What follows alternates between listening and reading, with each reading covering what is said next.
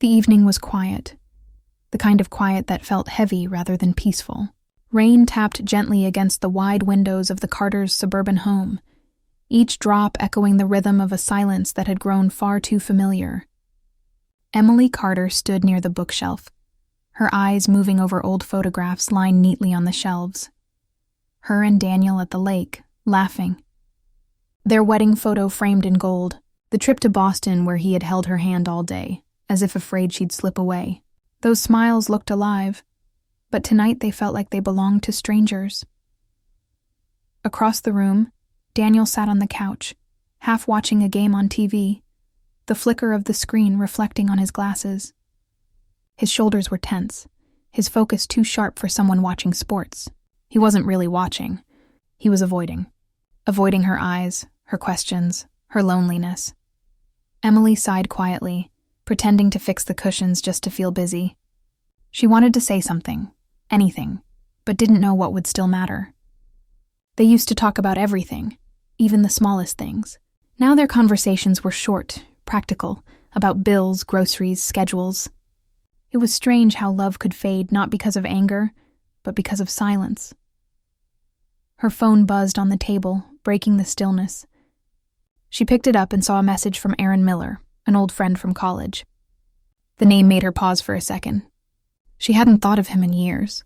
He had been part of a group project with her back then. Funny, confident, someone who could make even a stressful day feel lighter. His message was simple. "Hey, just moved back to town. Would love to catch up sometime. Coffee?" Emily smiled faintly. It felt harmless. She hadn't spoken to Aaron in nearly a decade. She typed back, "Of course. It's been ages. Let's catch up." Then she hesitated before pressing send, glancing toward Daniel. He hadn't looked up from the TV. She pressed send anyway. The next day, they met at a small cafe downtown. The air smelled of roasted coffee beans and cinnamon, and the sound of quiet chatter made her feel alive again, part of the world outside her house. When Aaron walked in, he looked much the same. Neat hair, that same easy grin. He waved, and she felt an unexpected warmth at the familiarity. They talked for an hour that passed like minutes. About life, work, how strange adulthood could be. He asked about Daniel, and she said things were fine, though she wasn't sure if that was true anymore. He didn't pry, and she appreciated that. When she returned home, Daniel was already there, sitting at the dining table, papers spread around. He didn't look up as she entered. "You're home late," he said simply. "Traffic," she replied, taking off her coat. He nodded, still looking at the papers. "You could have called." His tone wasn't angry, just flat, almost uninterested. That hurt more than any argument would have. She waited, hoping he'd ask where she'd been, who she met, how her day was. But he didn't. So she went upstairs quietly, changed into her nightclothes, and stared at herself in the mirror. She looked fine, maybe even good, but she didn't feel seen. That night, as she lay in bed, she remembered how Daniel used to reach for her hand before falling asleep.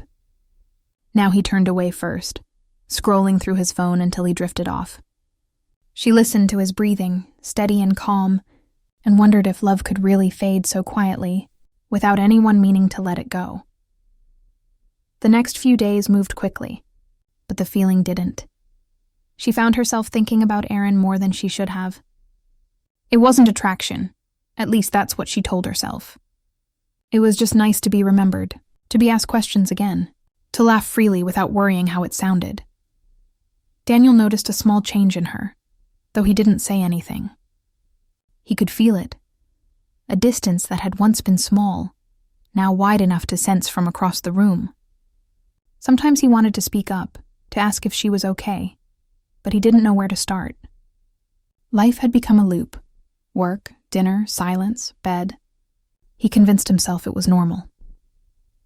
One evening, Emily found herself in the backyard, wrapped in a light shawl, watching the rain clouds fade into a gray sky. She heard Daniel step outside. For a moment, she thought he might say something tender, like before. "You look beautiful in that light," or "Let's go somewhere this weekend." But instead, He only said, "It's going to rain again. You should come inside." She nodded, walked in, and closed the door behind her. Something about that moment felt symbolic, like they were living under the same roof, but separate worlds. Later that week, Aaron texted again. "You free for coffee tomorrow? There's a new place near the lake." She hesitated for a long moment, then typed back, "Sure, it'll be nice to see it." The next afternoon, she sat with him again. The lake sparkled behind them, the sunlight catching the water in 1,000 tiny reflections. He told her about his work, his family, his struggles, and he listened when she talked about hers. He noticed the small details Daniel no longer seemed to see. The tired look in her eyes, the way she fidgeted with her ring when she felt uneasy. When she returned home that evening, she found Daniel on the couch again, dinner untouched on the table. He looked up briefly, then down at his phone. "You're late again?" he said. "Yes," she replied softly. "I met an old friend. He didn't ask who. Didn't even look curious. Just nodded once. Okay?" That one word felt heavier than anger, colder than jealousy. It was the weight of indifference, the quiet kind that made a person feel invisible. Emily went upstairs, sat at her vanity, and stared at her reflection again. Behind her, the room looked neat and perfect, but too empty. She brushed her hair slowly, her eyes glistening without tears. She wasn't sure what she wanted anymore, to fix what they had or to feel alive again. She thought of the man she married, the one who used to race her up the stairs, who wrote her little notes before work. Where had that man gone? Or maybe the better question was, where had they gone? That night, Daniel fell asleep early, while she lay awake, her mind replaying their years together. She remembered how love used to feel, like warmth on a winter morning. Now, it was like standing in the cold, watching someone you love drift further away with every silent day.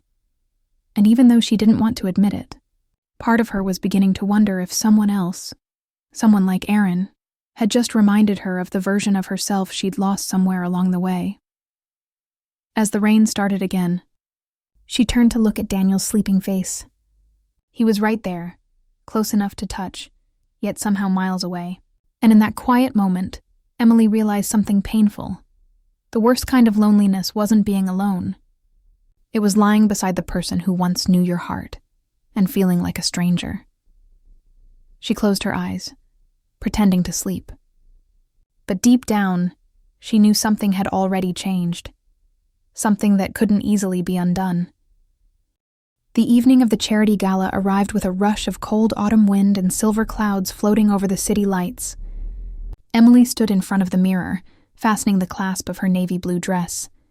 It wasn't extravagant, just elegant, simple, something that made her feel like herself again. She brushed her hair back, slipped on a soft shade of lipstick, and took one last look. For a moment she almost smiled. Daniel was late, as usual. He had texted 10 minutes earlier. Running behind. "Start without me," she sighed and picked up her clutch. It didn't surprise her anymore. Being alone at events had become normal. Still, she hoped tonight would be different. Maybe they'd talk. Maybe they'd reconnect, even just a little. When she arrived at the town hall, music floated through the air, a soft mix of jazz and piano. The chandelier above shimmered, and people in elegant clothes laughed and greeted one another. Emily felt small in the middle of it all, but she put on her polite smile and joined a few familiar faces. That's when she heard someone call her name. "Emily Carter? I almost didn't recognize you." She turned and saw Aaron Miller, dressed in a dark gray suit, looking confident but warm, just like she remembered. "Aaron," she said with a genuine smile. "You made it." "Of course," he said, handing her a drink. "Wouldn't miss it. You look incredible, by the way." Emily laughed softly, brushing it off. "You always knew how to charm people. They talked easily, like no time had passed." Aaron asked about her work, her life, and she found herself opening up more than she expected. He listened closely, laughing in the right places, his eyes full of attention. It felt strange. To be seen again, to have someone look at her as if her words mattered. Half an hour later, Daniel walked in. He looked sharp in his black suit, but his expression was tired, distracted. He greeted a few people, then spotted her. For a brief second, his eyes landed on Emily and Aaron standing close together, laughing softly. His jaw tightened, but he said nothing. When he finally reached her, Emily smiled. "You made it. Traffic," he said simply. His tone was polite, distant. He nodded at Aaron. "I don't think we've met." Aaron extended a hand. "Aaron Miller, old college friend?" Daniel shook it, offering a tight smile. "Daniel Carter." For a moment, silence hung in the air.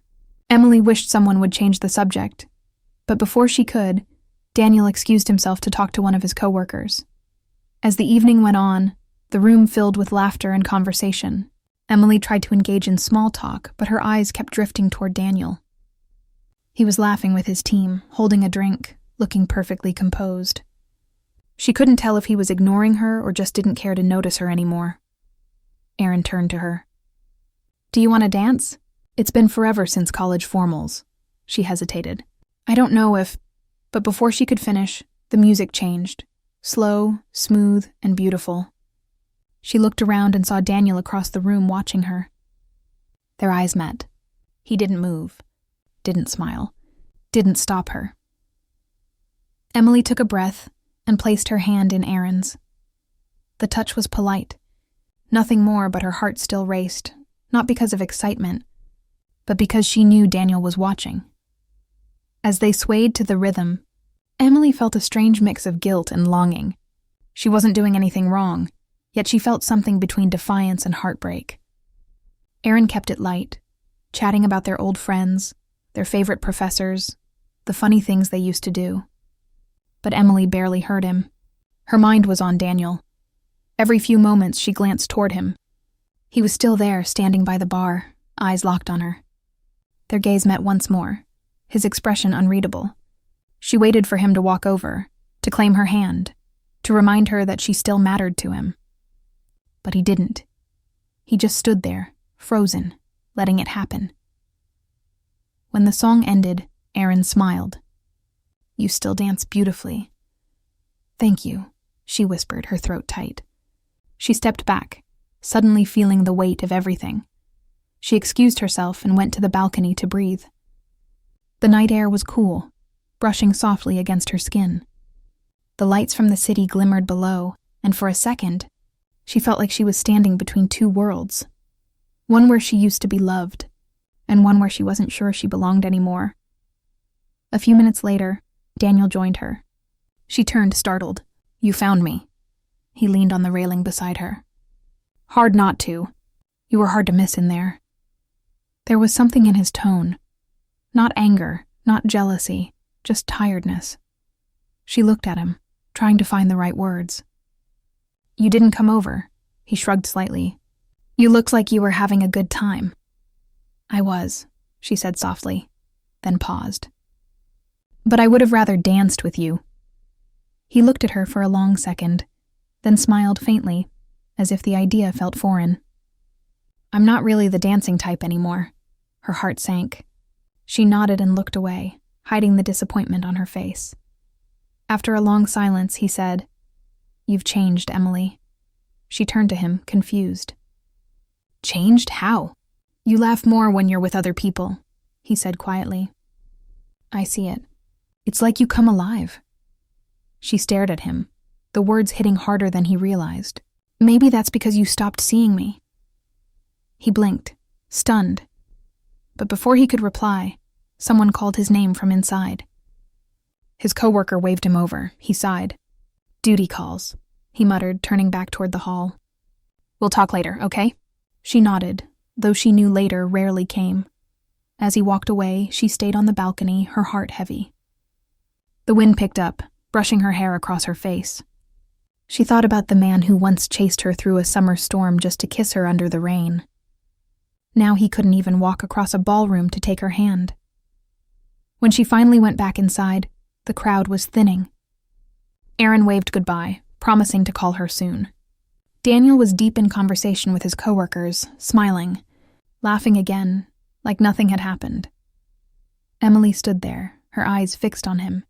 wondering how love could still exist between two people who no longer seemed to reach for each other. As they drove home later that night, the car was silent except for the soft hum of the engine. Emily stared out the window, the reflection of city lights flickering across her face. Daniel didn't ask about the dance. He didn't mention Aaron. He didn't say anything at all.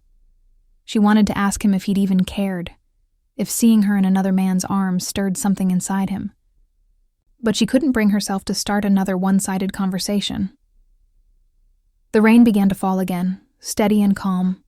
Emily pressed her hand against the window, her heart whispering words she could never say aloud.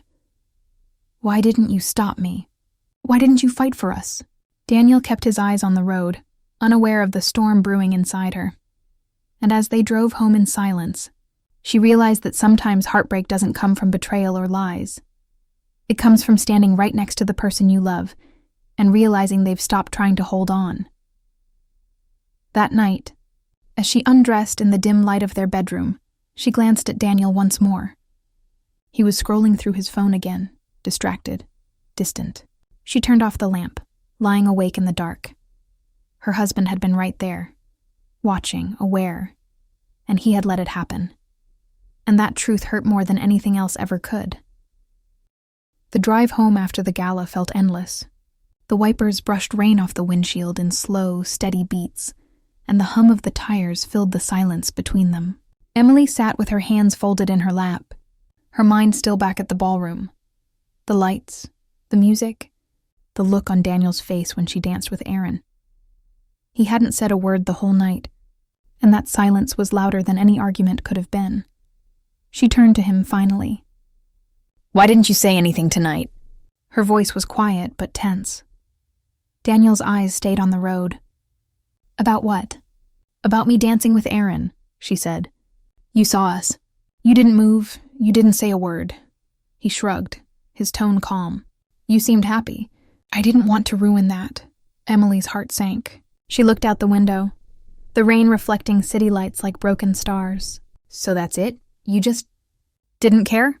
"I didn't say that," he replied, his voice flat. She didn't answer. There was nothing left to say. The rest of the drive was wordless, both of them trapped in their own thoughts, sitting inches apart but feeling miles away. When they reached home, Daniel grabbed his briefcase and went straight to his office. Emily stood in the hallway, clutching her clutch bag tightly, her chest aching with unspoken words. She wanted to call after him, to ask him if their marriage still mattered to him, but her throat refused to open. Instead, she walked into the kitchen, poured herself a glass of water and stared out the window. The reflection that looked back at her was a woman she barely recognized, quiet, tired, lost. The laughter from earlier in the evening echoed faintly in her mind, reminding her how it felt to be noticed, even for a short while. Upstairs, Daniel's office light glowed under the door. She knew he was pretending to work. It was what he always did when he didn't want to face their problems. That used to make her angry. Tonight, it just made her sad. She went to bed alone, lying on her side of the bed, her back to his empty pillow. When she heard the creak of the floorboards later, she pretended to be asleep. Daniel slipped quietly into bed, careful not to touch her. For a long time, they both stared into the dark, awake but silent. The next morning, sunlight filtered through the blinds, soft and pale. Emily got up early, brewed coffee, and made breakfast out of habit. Daniel came into the kitchen, his tie half done, his phone in hand.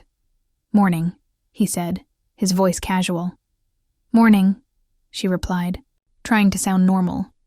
He sat, took a sip of coffee, then glanced at her. "You're quiet," she forced a small smile. "You didn't seem to mind last night." He frowned slightly, unsure how to respond. "I thought we were past arguing about small things."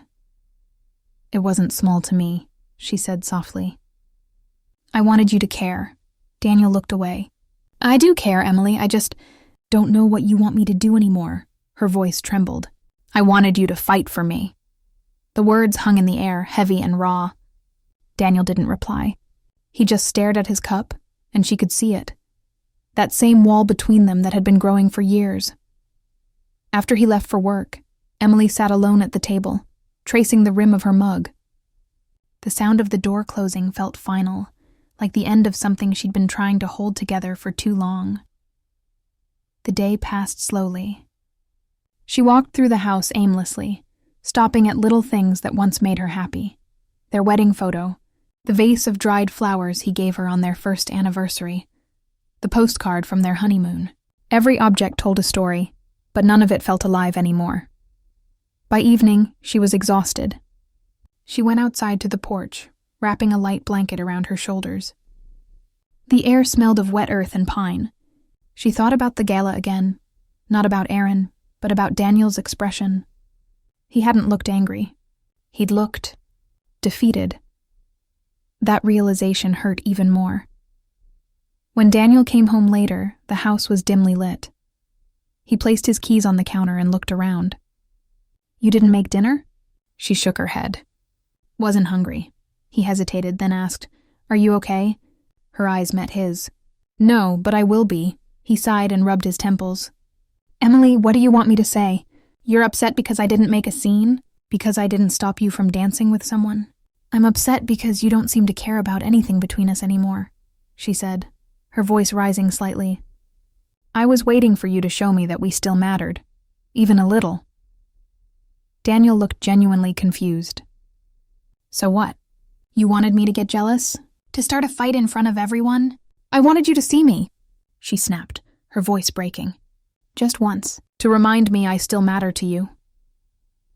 Her words hit him hard, and for a moment he didn't know how to respond. Then quietly he said, "You do matter to me, Emily. I don't know how to show it anymore." The honesty in his tone startled her. For years she'd begged him to be open, but now that he finally was, it only made her ache more. "Then what are we doing, Daniel?" she whispered. "What are we still trying to save?" He looked at her helplessly, as if he didn't have the answer. "I don't know," he said. "Maybe we're just tired." She turned away, tears filling her eyes. "That's not love, Daniel.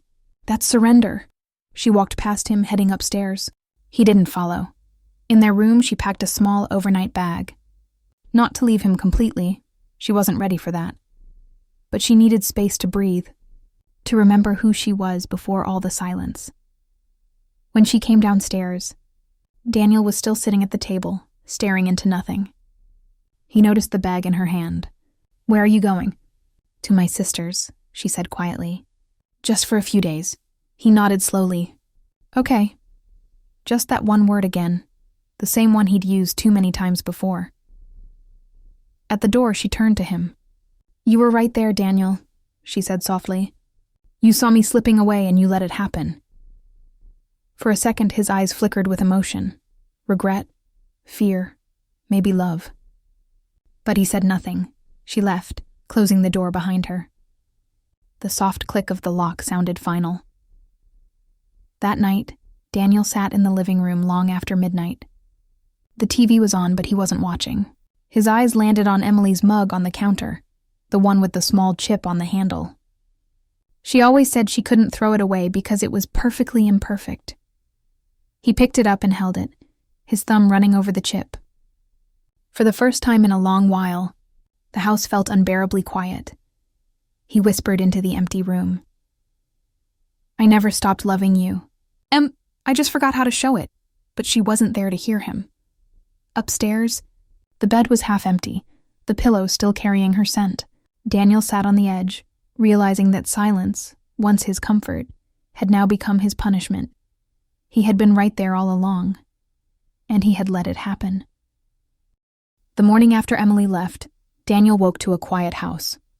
The sunlight crept through the blinds, falling across the empty side of the bed. For a few seconds, he reached for her out of habit, his hand brushing against nothing but cold sheets. Reality sank in slowly. She was gone. Not forever, but gone enough for him to feel it. The silence that once felt normal now weighed heavily, filling every corner of the room. Downstairs, the coffee pot gurgled. He made 2 cups out of routine, then stopped himself, setting one aside untouched. It hit him then how many things he'd taken for granted. Her laughter in the mornings, her humming while she cooked, the soft sound of her footsteps around the house. Everything he had ignored now echoed louder than ever. He sat at the kitchen table, staring at the chipped mug she always used. She used to joke that it was their lucky mug. Now it felt like a relic of something he'd let slip through his fingers. He thought about calling her, but didn't. He didn't know what to say. What words could fix years of silence? Meanwhile, at her sister's house across town, Emily sat by the window, watching the rain fall again. It always seemed to rain when things fell apart.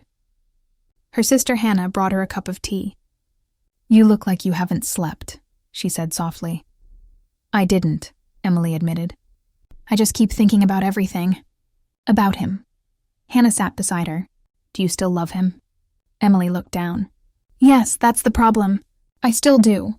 But love isn't enough when only one person is trying." She hadn't meant to cry, but tears came anyway. Quiet, steady, the kind that came from exhaustion rather than heartbreak. She wasn't angry anymore, just tired. Tired of waiting for Daniel to see her. Tired of trying to hold on to something that kept slipping away.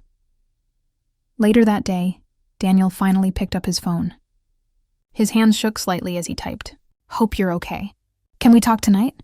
He stared at the message for a long time before pressing send. Emily read it instantly, but didn't reply. She didn't want to rush back just because he was finally reaching out. She needed to know if he truly meant it, if he wanted her back or just hated being alone. The hours passed slowly. Daniel spent the day pacing, replaying everything in his mind. The nights he chose work over dinner, the times he dismissed her when she just wanted to talk, the way he'd stood there at the gala and let her dance with another man because it was easier to stay silent than to fight. He realized now that he had mistaken silence for peace. It wasn't peace. It was surrender.